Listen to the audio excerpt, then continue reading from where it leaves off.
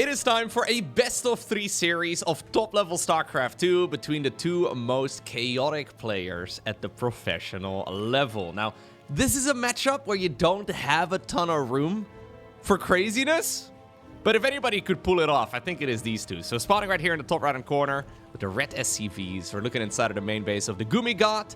We have none other than GuMiho. And down in the bottom left, representing Zest on the main Nexus, we're looking inside of the main base of herO, who has been playing StarCraft 2 like a bit of a clown, and I mean that in the most endearing way because he's been dominating, but also a lot of the strategies seem rather nonsensical, which is exactly why they are so entertaining to watch. I haven't seen a ton of GuMiho games yet on the new patch. I know he's been playing in some tournaments here and there. I think he was struggling a little bit when the patch was first introduced, but Terran players in general seem to be getting the hang of the new Storm quite nicely. I find it quite ironic because a lot of Terrans were shouting that the new updated version of Storm was overpowered.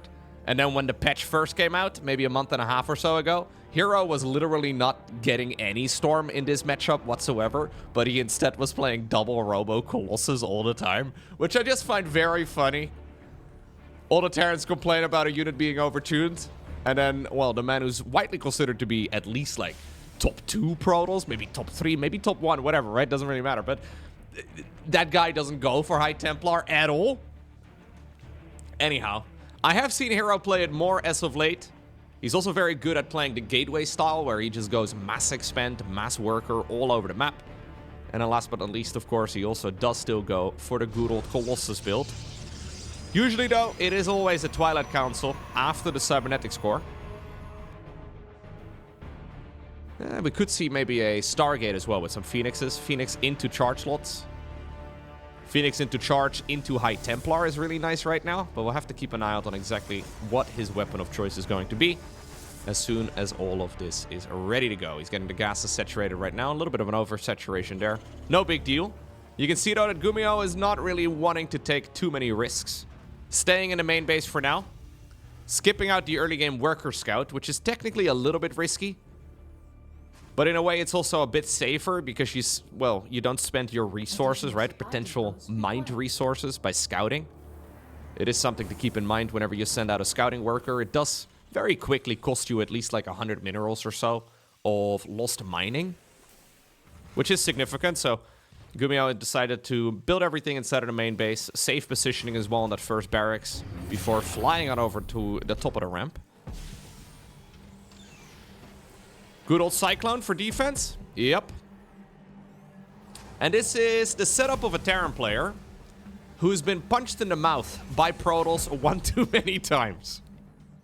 This is the I don't want to deal with any of your shenanigans setup. You know when you're actively microing the supply depots that things have become a little bit frustrating. This is safe though in pretty much every way. Not a whole lot that Protoss can do about it, and in this particular instance, herO's not really planning on doing anything anytime soon, it seems. It's going to be charged yet again. herO's loving charge. One of the very best Blink Stalker players on the planet. He will probably still get Blink, but not as his first upgrade. Okay. Matter of fact, drop has moved out. We did have a nice quick sentry. So I'm assuming we did have a glimpse right there of the medevac move out. It's going to be 7 Marines. Where did the Cyclone go? Oh, Cyclone's already on the other side of the map. Waiting for the rest of the Terran units to arrive. And this is certainly something that can be quite scary. Ready to intercept the probe. Great timing. Medevac there providing high ground vision. He sees the Stalkers right now. He's expecting Blink to be finishing within about a half minute. All he has seen so far is Stalkers, but it's actually charge first. There's a little bit of irony in going charge first, but then not making a single Zealot. It's good as well as far as like a defensive strategy goes. Charge is really nice when it comes to cleaning up, well, most Terran timing attacks in the earlier stages of the game. But I don't believe he's going to be able to use it offensively. Either way, third Nexus right now is finishing. It almost feels to me like herO accidentally got charged. That he's expecting his own Blink to finish up right about right now, but There we go. So we got the leg enhancements. What do we do with it? Are we gonna go for a move out? I don't think so. You can sort of test the waters a bit, I suppose, but there's no proxy gate, no proxy pylon even. Certainly no prism or anything along those lines. This could be a sacrificial army from Protoss. You gotta be very careful here, although the siege tank currently out of position. Banshee up in the air. Decent force field, but also helping out the Terran quite a lot. Okay, tank is gonna siege up. And GuMiho should be fine here. Still a bit finicky. Blink now coming up. Extra gateways added into the mix. Third base is safe. So really, this early game here from herO is very much so the I just want to live type of early game. Not really aimed at any sort of timing attack. Not really aimed to really deal any damage on the other side of the map whatsoever. It's really just playing survival. And GuMiho seems to be fine with exactly that. Building yet again another command center in the main base. He was originally planning, I think, on having this SCV build it on location. But upon seeing the charge slots, he decided to just back off right from the get-go. Fair enough. 4 additional gateways right now on the production tab as well for GuMiho. So he really is. Look at this setup, man. He really is just playing it super duper safe.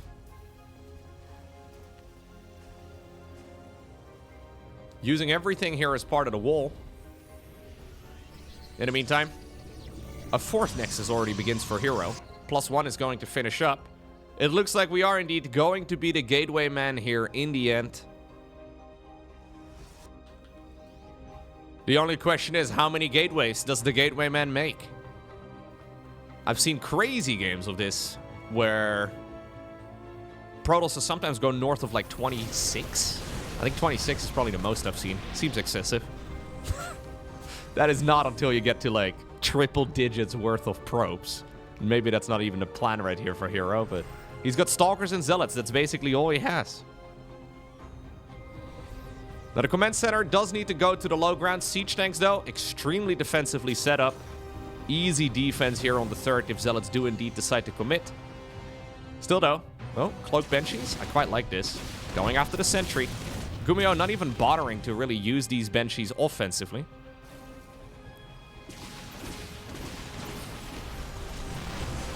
Okay, one of the Banshees does go down.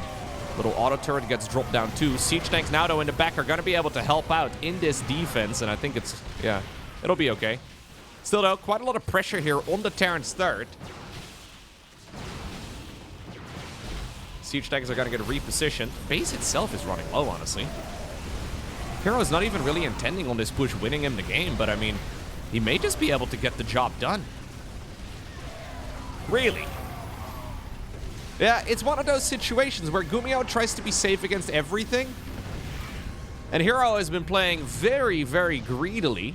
But since there has been basically no pressure on the other side of the map at all, other than a cheeky little medevac drop, like not even the Cloak Banshees went across. Not even the Raven over here tried to get any damage done.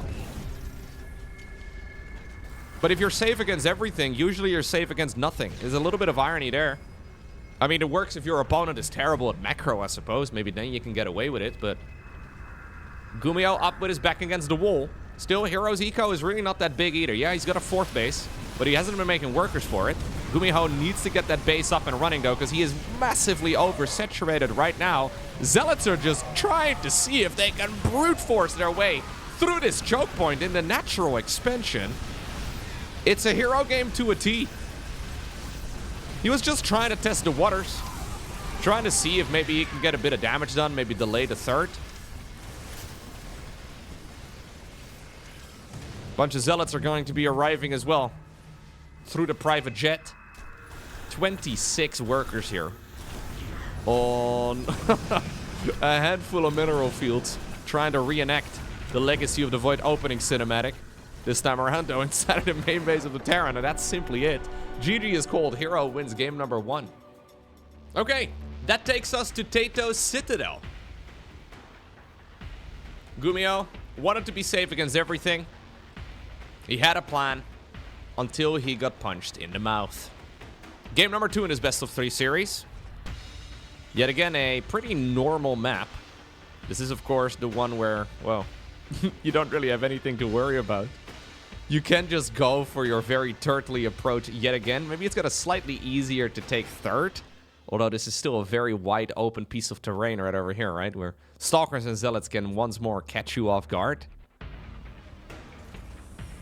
I think GuMiho needs to go back to the drawing board.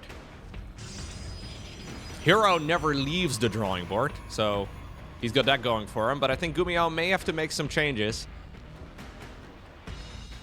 Because while that strategy you just played works really well against weaker Protoss players, when you're going up against, well, one of the world's very best, you can't really be safe against everything and then still come out ahead.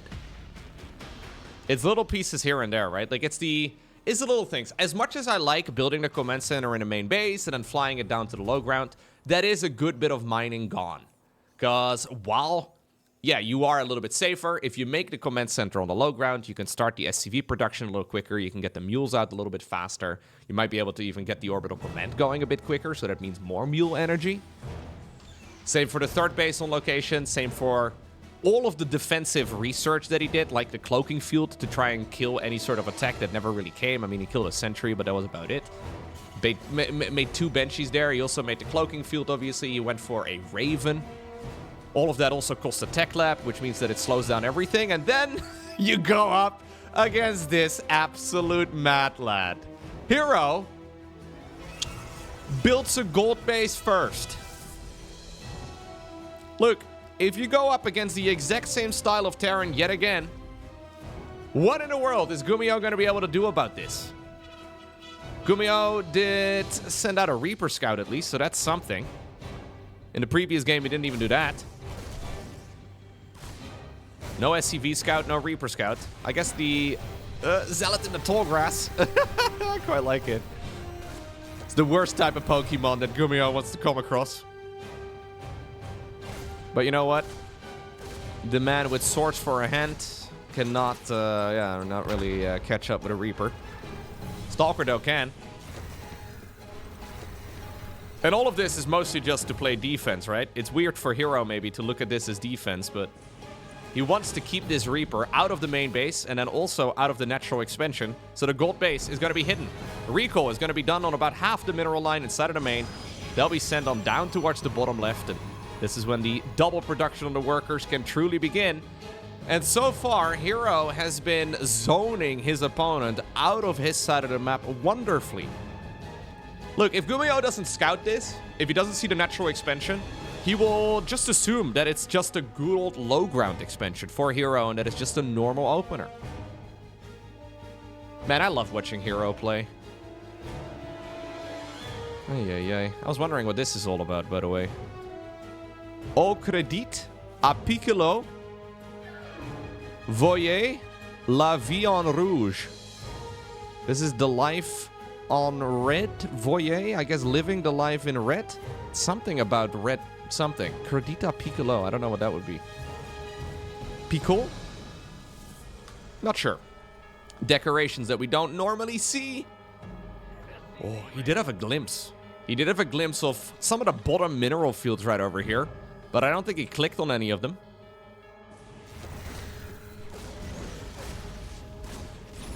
Finally, that Zealot will be destroyed. Hallucinated Phoenix is going to scout out what's going on inside of the main base. Ooh. Look, a little Widow Mine drop over here is going to be intercepted. Third Nexus starts up. herO! herO is faking the natural still. Why in the world would you take this base? Yeah, GuMiho was like, wait a second, what the... Sorry, what? What in the world? Sorry, what now? Okay, well, this game was going great for herO until it didn't. That was the Widowmine connection of a lifetime. That is the exact dream that Terran players hope for every single game. 13 with one shot is actually kind of nuts. It's one of those situations where you're better off not microing. Well, GuMiho is gonna... Yeah, he's gonna finally figure out what in the world is happening. This is a bit of a head scratcher though. Like, look at the mini-map. herO has 3 bases, but all of them are all over the place. It's not a problem if you're the aggressor, because if you're the aggressor, the opponent is not going to be able to really, you know, move out on the map anyway, so they have to use their defensive tools at home.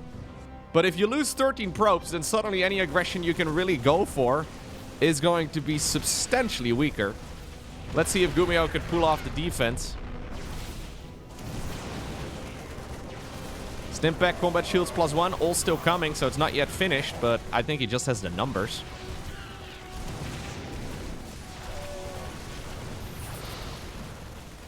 Man, this game was going brilliant for herO, but then it didn't. He does have triple nexus, so at least he can quickly rebuild, I guess. There is no 3rd base yet, though, for the Terran, and that is because GuMiho is going for a 2-base all-in. I wonder if we pull the boys. The only problem with this is that where do you... If you pull the boys, right, where do you go? Do you go sightseeing to the bottom left and then go north from there and then eventually north from there too? Probably not. It's too slow. Do you just not pull the boys and then do a 2-base all-in with maybe a delayed 3rd base on the back of it? I don't really like that too much. Or do you just leave the army on its own and not send any of the SCVs with it? You just keep pumping out units on 2. Still some big decisions need to be made here for GuMiho.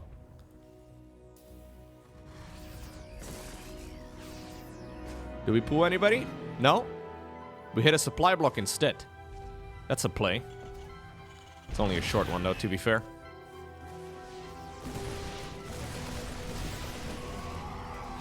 GuMiho lacking a little bit of confidence though in these games. herO's still moving around the map like he owns the entire thing. This medevac drop is going to be very painful. Look at Storm as well. Storm is supposed to be done by the time that this attack goes across. Super conservative positioning here in general by the Terran. Man, that can really bite you in the butt. We saw it in the previous game. herO's back up to 56 probes. GuMiho's army, though, is massive. Okay, he's finally made up his mind. There we go.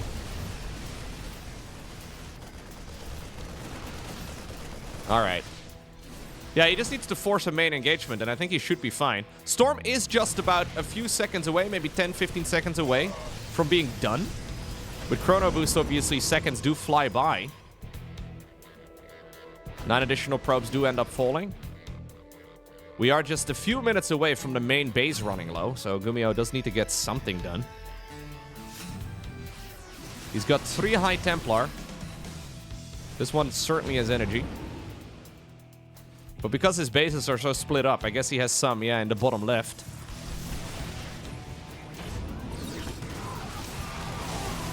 Yeah, that Storm doesn't do much. Nice micro here by GuMiho, right? Not really taking any chances.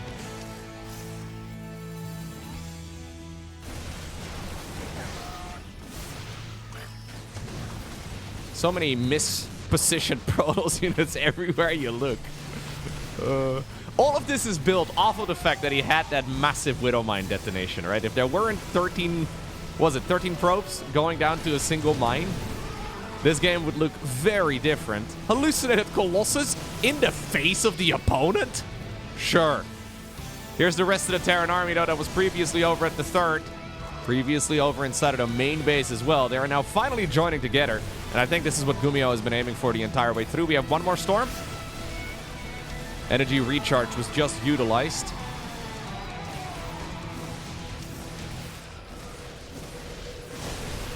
There we go. And I think this is going to be enough to seal the deal in favor of Gumi. But you can't reliably get a Widow Mine hit like that every game. So yes, this is looking like a win for the Terran. I don't really know if we can take the same approach in the final match of this series. And that means it all comes down to this. Ley Lines is going to be the final map. Yet again, a very normal map.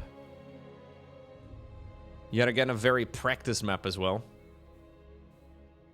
So many ongoing tournaments, by the way. So this is from Wardy's Korean Royale event. They still are using some of the, I guess we can now call it the old map pool. So ley lines. It's officially away from the StarCraft 2 ladder right now. And moving forward with newer tournaments, we will probably not see it anymore. But it's a good map. I don't think anybody can really complain. Very quick probe scout here from herO. Just making sure that everything is annoying. And also making sure that everything is normal.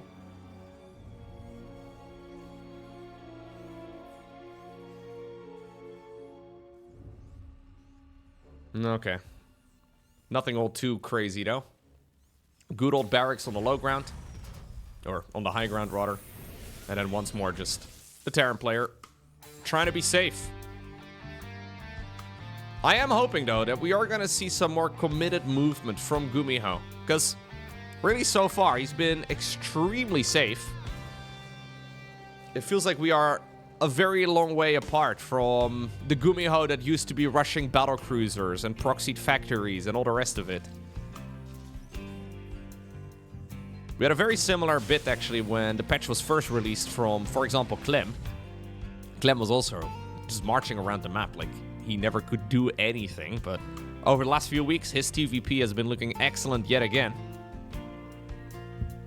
Maybe a good idea for GuMiho to look at some of those Clem strategies, too. This probe, though, has been on a bit of a mission. It hasn't gotten any kills, but it's been sufficiently annoying. Well, Nexus on the low ground. Cybercore inside of the main base, and I'm assuming we're going to see a Twilight Council yet again, although there is still that probe moving around. Are we going to proxy a pylon? Are we going to do anything weird? Are we going to proxy another base?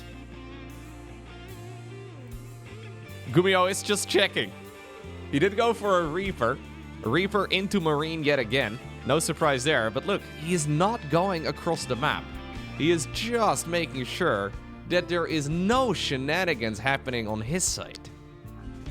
Checking all the likely proxy locations here. The probe did come back in. Normal time for a Reaper to spawn is about 2 minutes, like 2:05 or so, usually between that time. So if you are going for a quick worker scout here as Protoss, you do want to make sure you send that probe out into the map somewhere again and move back at maybe like 2:30 when the Reaper is likely most of its way across. In the meantime, the command center now on the low ground is done. Stalker here just trying to brute force his way up. But, yeah, it's going to need backup. Widowmine. And then also a starport. GuMiho once more dreaming. So Stalker will die. Everything else on the side of the Terran will also die. He's once more dreaming, I'm sure, of a Widowmine hit. As beautiful as he had in the previous game. Stalker, though, just hoping to get the... Ooh, yeah, okay. Hoping to get the Widowmine, but the Widowmine likewise was hoping to get the Stalker. Stargate. Okay. Stargate, but after a Twilight Council. This is very odd. We never really see this in this matchup. The norm, yet again, is to go for good old Blink first. Blink into Robo is very good. Blink into Twilight. Or Templar Archives, rather, is very good. Blink into Stargate is weird. What are we even gonna make out of this Stargate? I'm guessing Phoenixes, but it's odd? Probably not, honestly. The norm in this matchup, if you do go for a Stargate early on, is to build Phoenixes. But the problem with this is that obviously now we have a very... Yeah, okay, we're still going Phoenixes. We have a very delayed Stargate because the priority was getting charge.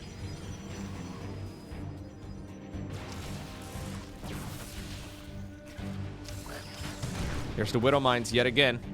Oh, jeez, he's cutting it real close. Right now, though, it's a bit problematic because... usually the transition from Blink is... Or, sorry, from Phoenixes is into charge or into Colossi. Now we've made... one Stargate for one Phoenix, and now soon to be an Oracle. Maybe the Oracle can get some value in. This is going to be very confusing for Gumi. He's got to see the Phoenix. Probably assumed initially it was an hallucinated one. Now realizes, though, that the medevac is taking damage. Bunch of stalkers show up. Keep in mind that there is no blink. This is a Protoss player with charge done, not blink. I mean, you can still use the Phoenix, I guess, to lift up some siege tanks. Oracle now also available. I don't think you can commit here. No way. Second supply depot is part of the wall off too. herO very much so, just trying out different things and trying to see if anything is going to stick. Cloaked Banshees yet again here for GuMi. It's been scouted by herO, so he knows what he's likely going to be playing against. It's really the only reasonable thing you can do. Okay. GuMiho now decides to pull the boys. Yeah, when your opponent is doing weird stuff, you may as well try to go kill him. But, this is a Protoss player with charge done. He's got Phoenixes, so he can lift up the siege tanks. The bunker positioning is going to have to be really freaking good. Stasis ward. Ooh, you do not expect the stasis ward here at all. Okay, he does see it in time. Are we going to commit right now, herO? When do we commit? GuMiho wants to get bunkers up on the high ground. Difficult to achieve. You cannot build on ramps. There's the first. And this is not something that can really be allowed by the Protoss. He decides to pull the probes for just a moment, sends them back in. Absolute chaos here. The Phoenixes, though, are kind of brilliant, I think. Yeah, the siege tanks all get disabled out of this engagement. Is there enough firepower, though, left on the ground right now for Protoss to actually break through it? All of the siege tanks do go down. Bunker has been denied. Both players losing a very similar amount of workers. New siege tank has now shown up. The Phoenixes are also dead -1. Although I think that's a new one that was previously produced. We've got ourselves a bunker. Still finishing. Siege tank, though, is once more going to be lifted. Stalkers are trying to target it down. Bunker is full. SCV tries to repair it, but the Stalker DPS just a little bit too high. We don't have any reliable detection. I think that's why a new Oracle is being made. Still, though, the Banshee is now out of energy, and that'll be the end of this push from GuMi. And what was looking like an absolute disaster for herO has been navigated brilliantly. I don't think he really could have hoped for a better outcome. Look at the worker count. He pulled just the right amount of probes. GG. Wow. Ha! Time and time again, herO gets the job done with the craziest strategies and the weirdest build orders, but he's on a roll lately. You can't really criticize the results, right? Like, you can maybe look at the games and judge them individually and talk about optimizations, but there's no denying that herO is stringing a lot of wins together lately. And even though he's doing so with strategies that are considered suboptimal, a win is a win, right? And ultimately, that's really the only thing that matters.